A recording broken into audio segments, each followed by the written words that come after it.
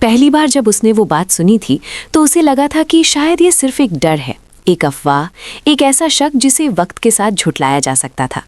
लेकिन अब हालात उसके सामने नंगे खड़े थे, बेरहम और निर्विवाद। कमरे में फैली खामोशी उसके कानों में सुई की तरह चुभ रही थी। उसका आगे बढ़ाया हुआ कदम हवा में जैसे ठहर गया था, मानो जमीन भी उसके फैसले का इंतजार कर रही हो। दिल के भीतर उठता तूफान रुकने का नाम नहीं ले रहा था। उसने फॉर्म को सीने से और कसकर लगा लिया, जैसे वही उसका कवच हो, उसका सहारा हो, उसका आखिरी सच हो। उसके कानों में बार बार वही शब्द हथौड़े की तरह गूंज रहे थे। आपके हस्बैंड ने आपको छोड़ने का डिसीजन ले लिया है।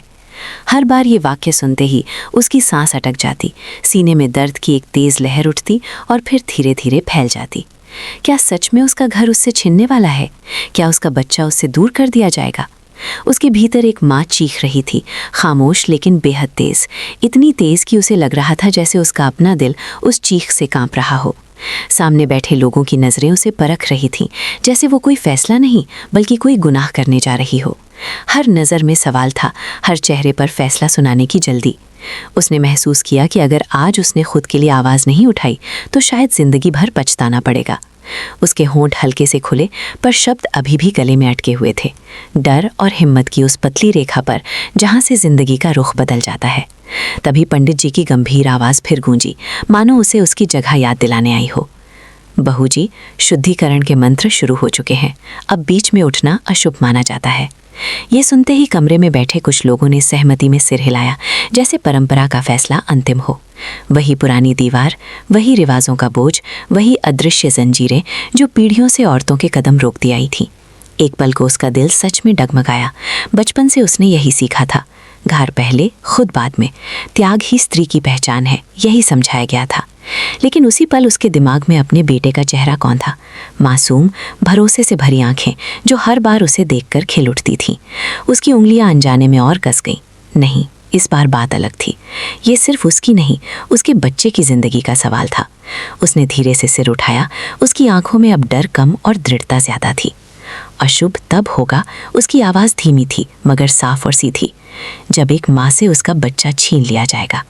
कमरे में बैठे कई लोग चौंक पड़े। ये वही आरंभ नहीं थी, संकोची, चुप रहने वाली, लेकिन फिर भी आज उसके भीतर कुछ बदल चुका था। उसकी ये बात जैसे हवा में तीर की तरह तैर गई। कुछ चेहरों पर नाराजगी उभरी, कुछ पर हैरानी और कुछ पर अनकहा डर।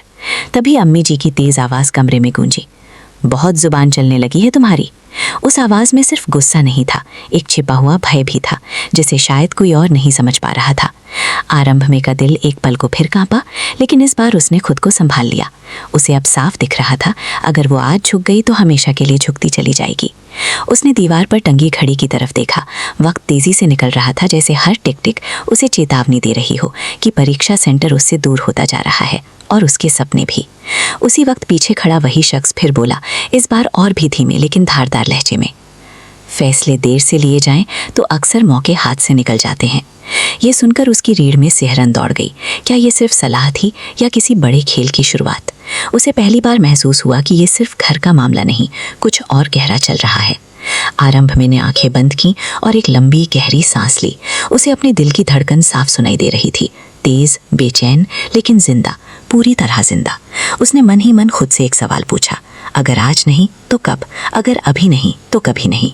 अगले ही पल उसने आंखें खोली। इस बार उनमें कोई हिचक नहीं थी, कोई धुंध नहीं थी, सिर्फ फैसला था। उसने पूजा की थाली धीरे से नीचे रख दी। पीतल के थाल के फर्श से छूने की वो छोटी सी आवाज़ पूरे कमरे में गूंज गई, जैसे किसी ने खामोशी के शीशे पर पत्थर मार दिया हो। सबकी नजरें उसी पर टिक गईं। अम्मी जी के चेहरे पर अविश्वास था, पंडित जी स्तब्ध थे, और वो पहली बार खुद को हल्का महसूस कर रही थी। डर अभी भी था, लेकिन उस डर के ऊपर हिम्मत की एक मजबूत परत चढ़ चुकी थी। उसने फॉर्म को सावधानी से अपने बैग में रखा, पल्लू संभाला और दरवाजे की तरफ कदम बढ़ा दिए। जैसे ही उसका हाथ दरवाजे के कुंडे तक पहुंचा, पीछे से एक आवाज़ गूंजी, इतनी तेज, इतनी ठंडी कि उसके कदम खुद ब खुद रुक गए। अगर तुम इस दरवाजे से बाहर गई तो इस घर में वापस आने की ज़रूरत नहीं है। पूरा कमरा सन रह गया। ये उसके पति की आवाज़ थी, साफ, कठोर और अंतिम चेतावनी से भरी। आरंभ में की उंगलियां कुंडे पर जमी रह गईं। यही वो पल था जिससे वो सबसे ज्यादा डर रही थी। एक तरफ उसका घर, दूसरी तरफ उसका भविष्य। उसकी आंखों के सामने अपने बेटे का चेहरा फिर तैर गया, मुस्कुराता हुआ, भरोसे से भरा हुआ। उसकी पलकों पर नमी उभर आई, लेकिन इस बार वो कमजोरी की नहीं थी, बल्कि उस हिम्मत की थी जो दर्द के पार जन्म लेती है। उसने धीरे से कुंडा दबाया, दरवाजा चरमराया और उसी आवाज के साथ आरंभ में ने अपना फैसला दुनिया के सामने रख दिया।